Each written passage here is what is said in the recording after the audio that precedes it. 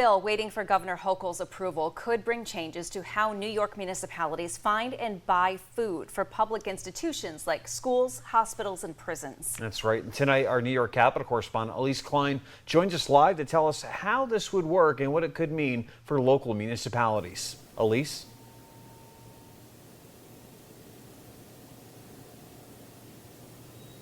Nick, Renata, good evening. This is legislation that, if signed, would be the first of its kind in the nation. And some advocates say, if signed, this could also influence other states to take similar action and might even gain traction on a federal level.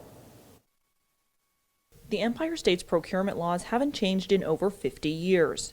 But legislation nicknamed the Good Food New York bill, awaiting Governor Kathy Hochul's review, could change this. Some advocates say the state's current laws around purchasing food for public institutions are very restrictive, requiring local governments and institutions to choose the lowest bidder for food purchasing. This presents many barriers for nutrition, animal welfare, racial equity, workers' rights, and more.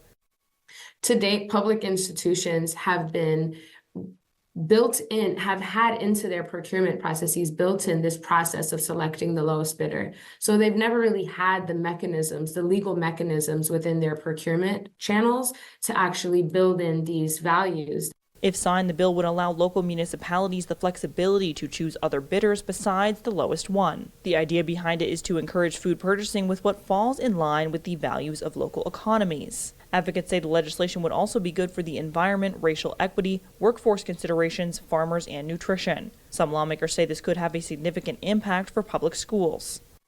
For me, this is about making sure that every student in New York has access to a high-quality meal when they're going to school, because we know when kids eat well, they can learn better.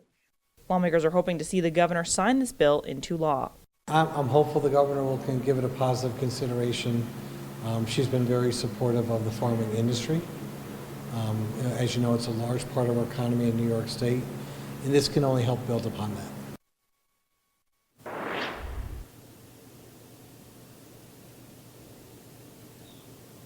Again, advocates stress if this bill is signed, this could set a precedent for the rest of the country to follow.